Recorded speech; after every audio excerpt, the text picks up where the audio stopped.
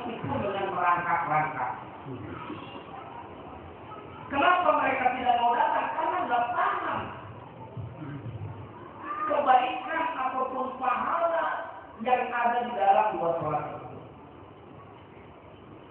Sholat subuh dikatakan oleh sebuah hadis Nabi menyatakan bahwa raka'atul fajri khairun minad dunya wa ma fiha.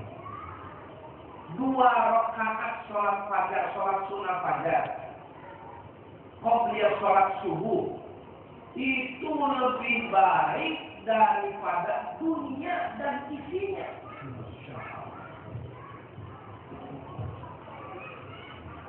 Dunia saja baik ini dunia dan isinya luar biasa. Subuh kabulan baik. Pungutannya dijemur-jemuran, digoreng. Karena kita nggak paham daripada makna sholat subuh. Makanya ada nilai-nilai keberkahan. Jadi nilai-nilai keberkahan itu adalah dimulai dari mulai menjelang terbitnya fajar terus sampai duha. Makanya kenapa Rasulullah itu tidak pernah beranjak duduk dari tempat duduk. Dari mulai fajar, dia sholat subuh berjamaah sampai dia terbit fajar. Kemudian mulai matahari terlihat, itu barulah dia pergi. Karena di situ nilai keberkahan khairun minad dunya. Masya Allah. Kalau memahami di sana, makanya kata Rasulullah, mereka pasti akan datang meskipun dengan merangkak-rangkak karena ingin menggapai kebaikan itu. Nah, kenapa lebih nikmat di tempat tidur? Karena belum paham. Alarm dibunyikan, alarm, kerek pakai. Percayalah kalau sudah terbiasa bangun subuh, saya yakin, seyakin-yakinnya, insya Allah pasti ada yang membangunkan. Ngantuknya kayak apapun pasti kita bangun secara otomatis. Karena sudah terbiasa. Karena ini belum terbiasa, begitu. Kemudian melangkah kita ke masjid. Setiap langkah 10 kebaikan, 2 langkah 20 kebaikan, 3 langkah 30 kebaikan. Makanya beruntunglah sesungguhnya kalau orang yang rumahnya jauh dari masjid. Ada dulu Bani Salamah, dia itu rumahnya jauh dari masjid, mau pindah. Kenapa kok kalian ini pindah, kata Rasulullah? Bani Salamah. Ya Bani Salamah, kata Rasulullah, balaghani annakum turidun naqlah ila masjid. Saya mendengar kalian ini akan pindah rumahnya dekat masjid. Apa mereka menjawab? Qulna ya Rasulullah, ba'da anna al-masjid wal jamaah wal qaryah. Karena kami sangat jauh ya Rasulullah dari masjid dan jarak di antara keduanya sangat sepi. Jadi banyak trotoar. Jadi kami dekat sini. Maka bersabda ya Rasulullah, ya Bani Salamah, diarukum fa innaha tuktabu asal. Ya. Rumahmu, jarak rumahmu dengan masjid itu langkah-langkahnya dicatat bekas-bekasnya itu. Jadi tambah banyak langkah, tambah banyak pahala. Sebenarnya nikmat kalau rumah jauh dari masjid ketimbang rumah dekat masjid. Artinya dapatnya pahala. Bagaimana yang sudah kapok rumahnya dekat masjid, pengen dapat pahala, nguliling bel. Sasukan boleh neraka. Ya. Jadi ini hikmah daripada tinggal di sekitar masjid. Sengaja saya tidak membahas kitab Riyadhus Shalihin karena ini babnya adalah tentang peresmian masjid.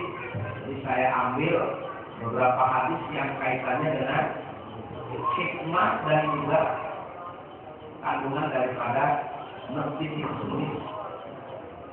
Jadi dengan demikian banyak sekali beberapa keterangan-keterangan yang orang-orang sholatnya di masjid di sini katakan wayuqal. Sini Syekh Hasan Al-Basri radhiyallahu anhu, seorang ulama besar, beliau menyatakan man dawama ala shalawatil khamsi fil jamaah aqahullahu ta'ala khamsa hisalih. Siapa orang yang sholat 5 waktu di dalam sholat jamaah. Artinya sholat jamaah itu berarti maksudnya sholat di masjid. Karena ada nilai barokahnya jalannya itu. Jalannya itu ya, silaturahminya. Maka aqahullahu ta'ala khamsa hisalih. Allah akan memberikan 5 perkara bagi orang tersebut.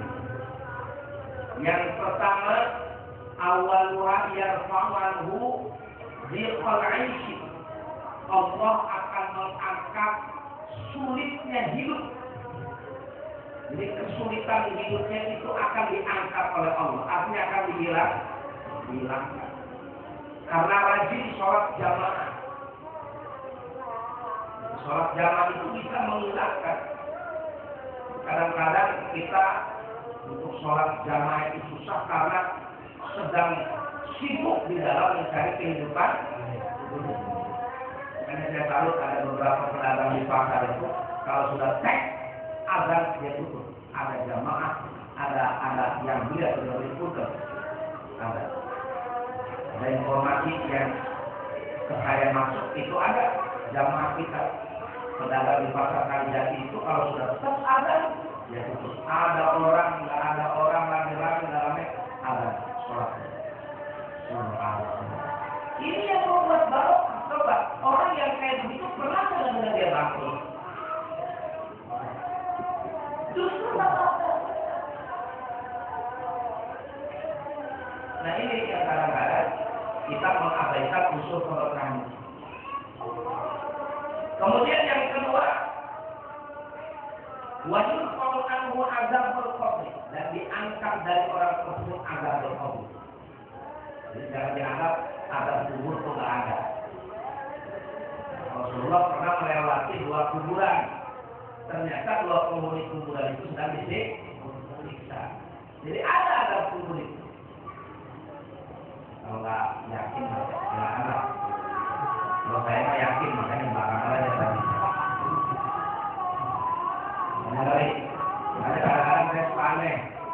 Kalau kita menghantar jenazah ke kuburan, itu ketika orang-orang lebih sedang menguburkan, sedang menalkinkan, itu sesuatu ya sekakak-sekak. Ini kadang-kadang saya suka aneh. Oh berarti orang ini sudah siap betul. Buktinya di kuburan saya ketahuannya luar biasa. Kalau saya dulu kalau lihat kuburan itu, masya Allah, saya itu siap apa dulu saya begini. Tidur sendirian di sini amal saya. Saya baru begitu. Makanya kenapa kok kita diperintahkan sering-sering untuk ziarah kubur, sering-sering menghantar jenazah ke kuburan, itu tujuannya supaya merenung bahwa kita akan seperti itu. Pas kita menghantar, ngobrol, merokok, mendudukan, kuburan, ketawa, cerita film, cerita politik. Itu. Nah ini. Kemudian selanjutnya wayokto kita bunuh bianin dan diberikan kitab catatannya dari sebelah kanan. Kemudian yang ketiga wa yamurru 'ala sirati kalbarqil khatib. Orang yang rajin sholat berjamaah itu adalah nanti akan melewati jembatan Shiratal Mustaqim persis seperti kilat. Ya. Kemudian yang ke berapa itu? Kelima, wa yadkhulul jannata bighairi hisab. Dan dia masuk surga tanpa dihisab langsung. Nah ini jadi, tapi sebaliknya, wa man tahawala bis shalawatil khamsi fil jamaah. Siapa yang cuek, berarti bahasa Ramadan, acuh terhadap sholat atau kalau sholat berjamaah, aqabahullah ta'ala misnatai asyrata usratan, banyak banget. Allah akan mengazab dia, akan memberikan sanksi kepada dia dengan 12. Kalau tadi orang yang berjamaah itu dengan 10, dengan 5, ini mah 12. 3-nya salah satu di dunia, 3 diberikan sanksi di dunia, wa salah satu indal maut, 3 ketika mati, wa salah satu fil qabri, 3 ketika di kuburan, wa salah satu yaumul qiyamah, dan 3 nanti pada hari kiamat. Masya Allah. Apa yang tidak dihidup? Allah akan ikut orang yang tidak pernah sholat jamaah itu. Apa itu? Yang pertama adalah Allah wa innahu turfa'ul barakatu min kasbihi wa rizqihi. Allah akan mengangkat barokah daripada usaha dan rezeki. Artinya apa? Rezekinya yang banyak, duitnya yang banyak itu kayak berkati naik bekas. Tidak nampak, rezekinya gede, keuntungannya banyak, tapi tidak ada bekas. Banyak kepunggung. Apa duit? Duit banyak, tapi tidak ada bekas. Rumah itu wae, tapi ngomong gering. Jadi duit itu banyak itu habis untuk gering.